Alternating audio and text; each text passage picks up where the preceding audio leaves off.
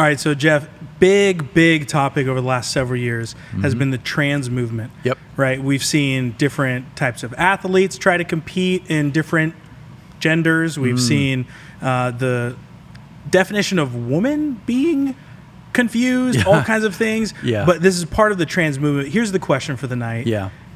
Is the trans movement harming women? Yeah, and it's a great question, and it's often not even thought through, but that's starting to come to the surface now. And it's a good question because we ought not destroy women in the process of trying to affirm something, which, let me just start with this caveat, is really not a thing. Yeah. There are men and there are women. Genesis 1 says it clearly. Exactly, and that's it. But in saying that, I'm not claiming that there aren't people who believe they are trans. They're really struggling. And I'm not saying from a Christian perspective that we should not care for them. We should not be empathetic for what they're going through.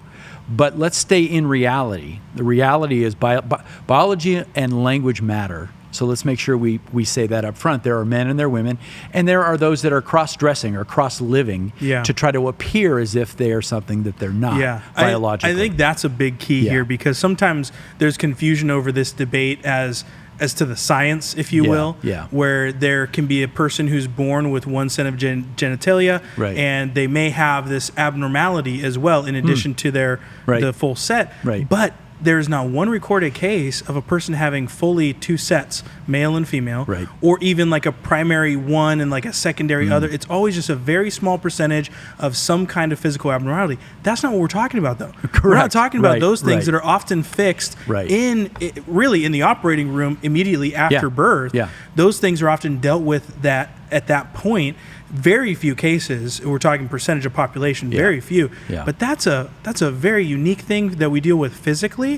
What we're talking about is what you just said. We're talking about the desire of the heart for somebody to want to go from being born a male and then presenting as a female, because they didn't actually change. They're just presenting. And it's a dysphoria. It's been referred to as dysphoria. Gender dysphoria. A mental illness. It is something that is in the heart, and of course we know that's the seed of sin, right? It's also become something of a social contagion these days, and that's maybe for another show. But there's no question, with the numbers skyrocketing, there's something going on socially. It's the cool thing to do, right? Exactly. But back to the answer to your question. Harming women. Yes, it is harming women. It's erasing women. It's erasing the definition. You mentioned it. We can't answer what is a woman. A Supreme Court justice cannot answer that question. It's shocking, isn't it, that we can't do that? And now we're allowing anybody to say they're a woman just by declaring it. I just declare that I'm a woman, and somehow women are supposed to say that's okay, right? Or that men can get pregnant, or all these different things. Pregnant people. Exactly. You mentioned the competition in sports. We're seeing it more and more. It's going to keep growing unless we put a stop to it. Leah Thomas, the swimmer. But we're seeing it in the area of rugby, in track and field, even in MMA, which I think is very, very dangerous. Yes, that is very dangerous. And so the big question is going to come soon when we start dealing with Olympic athletes. What's that going to look like? But it goes beyond that. Things like even winning awards these days. Biological men are now being called so courageous that they're winning awards like Woman of the Year. I can't even fathom that. We're living in a world that's the case. It doesn't make sense. And it's almost as if the left doesn't realize, progressives don't realize, they're actually feeding the patriarchy. Because they're saying the best women are now men. How does that's the patriarchy? The patriarchy wins that even women aren't as good as men trying to be women. That's insane. You would think that would click in their minds at some point, but they haven't done that. The feminists would even rise up, exactly. Another one that's very interesting right now is even historical figures are being sort of adjusted and tweaked. A story came out this week about a very famous playhouse in London that's doing a play based on the life of Joan of Arc. Okay. Now, when you look back over history, especially ancient history, there aren't a lot of heroines, feminine heroes, right? Yeah, because history is written from the perspective of men. Exactly. Often, But Joan of Arc is one of them. She is, yeah. And you would think that feminists of all people would want to say, don't mess with Joan of Arc. But they're making her non-binary. What? They're erasing her womanhood, this great heroine.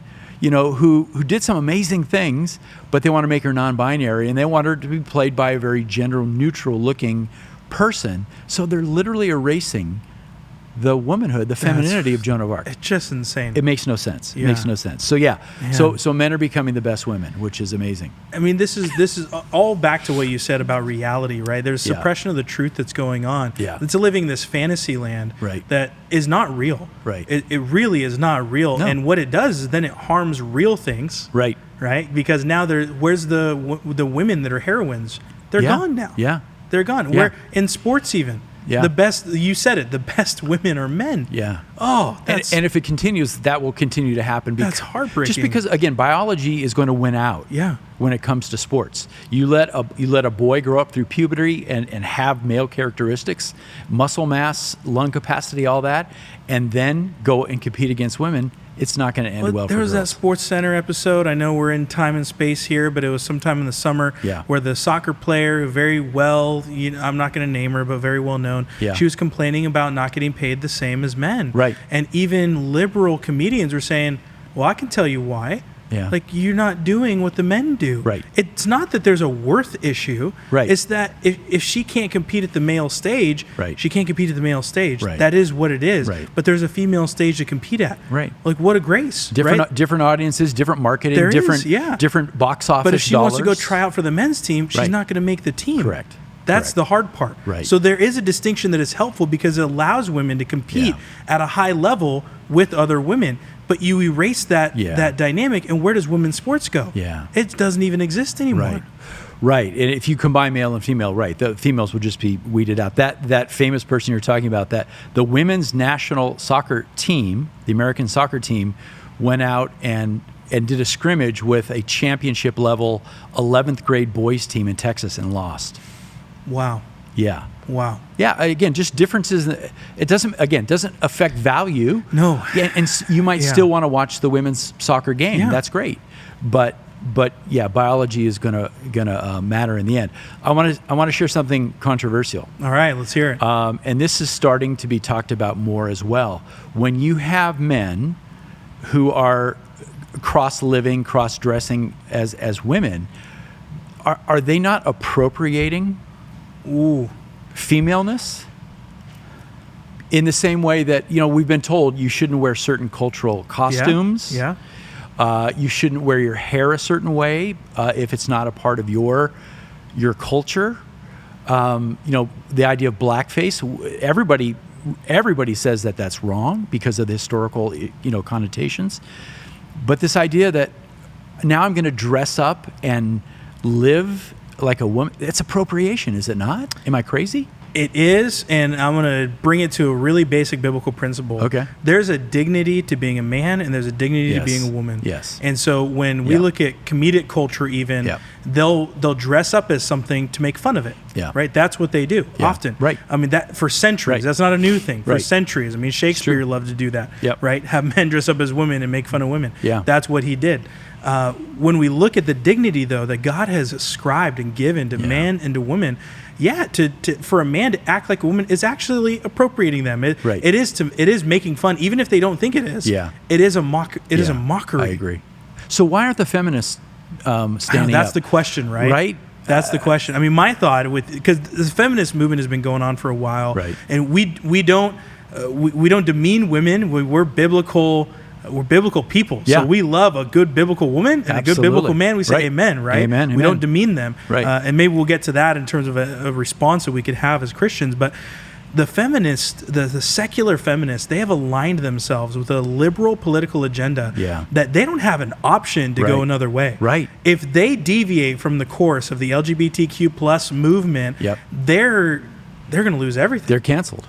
Everything. I mean, you mentioned earlier. Yeah. What about J.K. Rowling? Right. She is one who has stood up to this and said, "Hey, we shouldn't be giving away our femininity, our womanhood, and she's for the trans of movement. all those things, of all the other things. She's not anti-trans in the least, and yet she's called that every single day. Now she's a multi-millionaire, and she can't be canceled. That's the rub. Right? They keep making her movies. But the average feminist has to stay quiet right now, which tells you on the intersectional power chart, trans is now at the top, right? Yes. And so they're forced to be silent because to go outside the political tribe is going to get you canceled. Yeah. And that's so interesting because right now, I just recently saw an article that said the LGBT community is having a civil war. Yeah. LGB would like to get rid of T. Yes.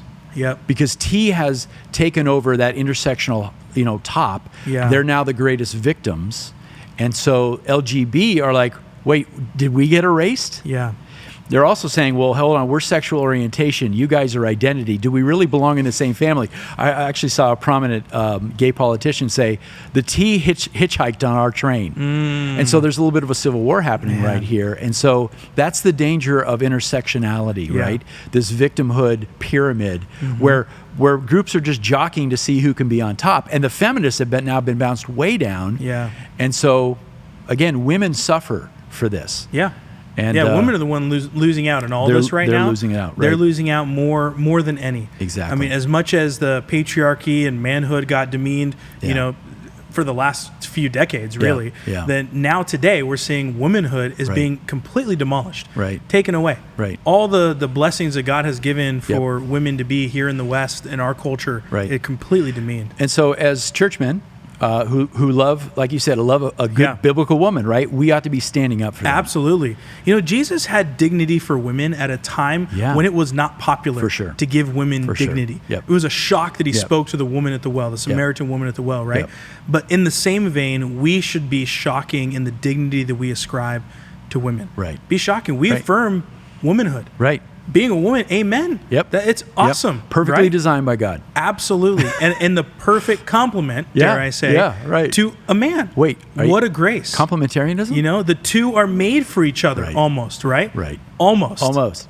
So we ought to be standing up against this transgender thing for a number of reasons. First of all, I know we mentioned this recently, the idea of human flourishing, right?